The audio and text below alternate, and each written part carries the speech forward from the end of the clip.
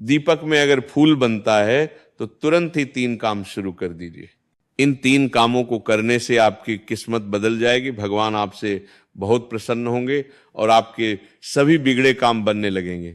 भक्तों, 2 दिन पहले संपन्न हुई कथा में बताया कि यदि आपके दीपक में फूल बनता है तो इसे बहुत गंभीरता से लेना चाहिए, क्योंकि यह संकेत है कि परमेश्वर भगवान की कृपा अब आप पर होने वाली है।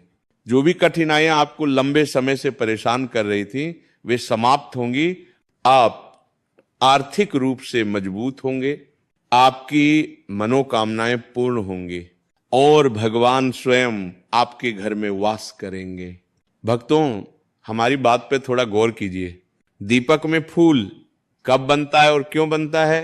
देखिए, जब भगवान आपको कोई संकेत देते हैं, खास तौर पर आपकी पूजा स्वीकार होने के समय, तब दीपक में फूल बनते हैं। वैसे तो भगवान कई प्रकार से संकेत देते हैं, कुछ संकेत हम समझ पाते हैं और कुछ नहीं भी समझ पाते। जैसे कभी सपने में भगवान दर्शन दे देते हैं, कभी पूजा करते समय फूल अपने आप गिर जाता है, कभी बार बार भगवान के दर्शन होने लगते हैं, या फिर ऐसा लगता है मानो भगवान की मूर्ति आपको देखकर मुस्कुरा रही हो। भक्तों, ये सभी संकेत बताते हैं कि आपकी मनोकामना पूर्ण होने वाली है। लेकिन दीपक में फूल बनना एक विशेष संकेत है। यह संकेत सभी को नहीं मिलता, ये केवल उन्हें मिलता है जो भगवान के पक्के साधक होते हैं या जो भगवान के अत्यंत प्रिय होते हैं। ये फूल रोज नहीं बनता, कभी कभार ही बनता है। कई लोग सोचते हैं कि अगर ये भगवान का संकेत है तो रोज बनेगा, ऐसा नहीं है। यदि एक बार भी आपके दीपक में फूल बना है तो समझ लीजिए भगवान आपसे प्रसन्न है। खास तौर पर यह फूल साधना काल में, नवरात्रि में, पितृपक्ष में अधिक दिखाई देता है। ये फूल गोल बाती में भी बनता है और लंबी बाती में भी। कई लोग सोचते हैं कि लंबी बाती में फूल नहीं बनता, ये धारणा गलत है। अब एक और महत्वपूर्ण बात, ये फूल कभी गुलाब जैसा, कभी कमल जैसा, कभी नेत्रों जैसा, कभी चित्र, कभी सूर्य या चंद्र जैसी आकृति में दिखाई देता है। कभी कभी आपको खड्ग या तलवार जैसी आकृति भी दिख सकती है। भक्तों, ये अलग अलग आकृतियां अलग अलग देवताओं के संकेत होती हैं। जैसे यदि पुष्प की आकृति बनती है तो यह माता रानी की कृपा का संकेत है। यदि खड्ग या तलवार दिखाई दे तो यह माता काली की उपासना का फल है। महाराज बताते हैं कि दीपक में फूल इसलिए महत्वपूर्ण होता है क्योंकि आपकी पूजा से प्रसन्न होकर भगवान स्वयं आपके घर आते हैं और दीपक के माध्यम से संकेत देते हैं। यदि दीपक तेज गति से जलता है तो भी यह प्रसन्नता का संकेत है, लेकिन दीपक में फूल बनना सबसे बड़ा संकेत माना गया है। अब भक्तों, यदि आपके दीपक में फूल बन गया है तो आपको ये 3 काम तुरंत शुरू कर देने चाहिए। पहला काम, जब तक दीपक जल रहा हो उस फूल को न तोड़ें। जब दीपक शांत हो जाए तो किसी चिमटी से उस फूल को निकाल लें, उसमें थोड़ा सा घी मिलाएं और सिंदूर मिलाएं।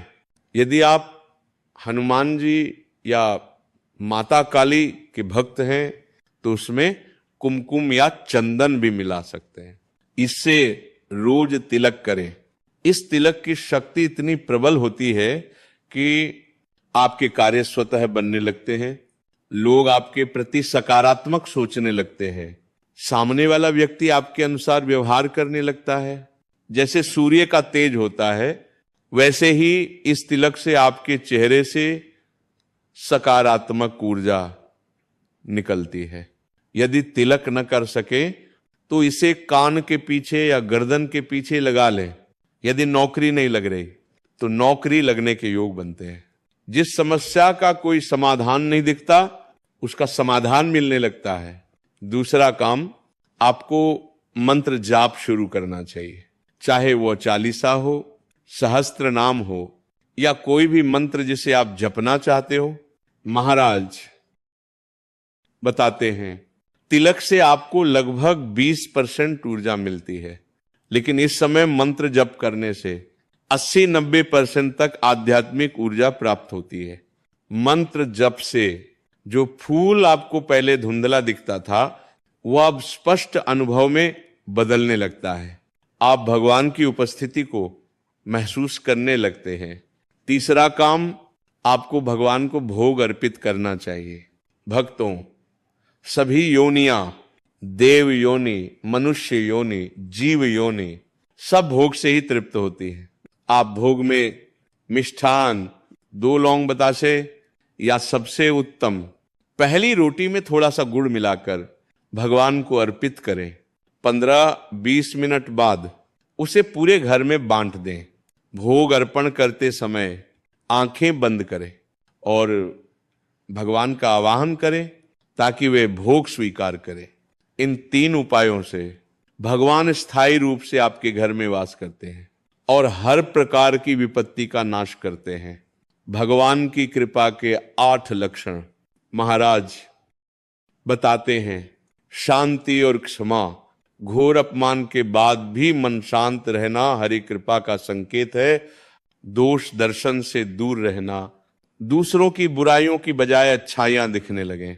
भीतरी और बाहरी पवित्रता, मन, वाणी और कर्म में शुद्धता, धर्म विरोधी कर्मों से दूरी, भक्ति में बाधक कार्यों से स्वतः विरक्ति, भजन का फल सबको अर्पित करना, अपने भजन का लाभ सबके लिए चाहना, भजन से भी कुछ न मांगना, निष्काम भक्ति की भावना, मान सम्मान से असक्त रहना, विनम्रता और सरलता, करुणा पर ममता नहीं, सब पर दया पर मोह से मुक्त। भक्तों, यदि ये लक्षण आपके जीवन में प्रकट हो रहे हैं तो समझ लीजिए प्रभु की कृपा आप पर बनी हुई है।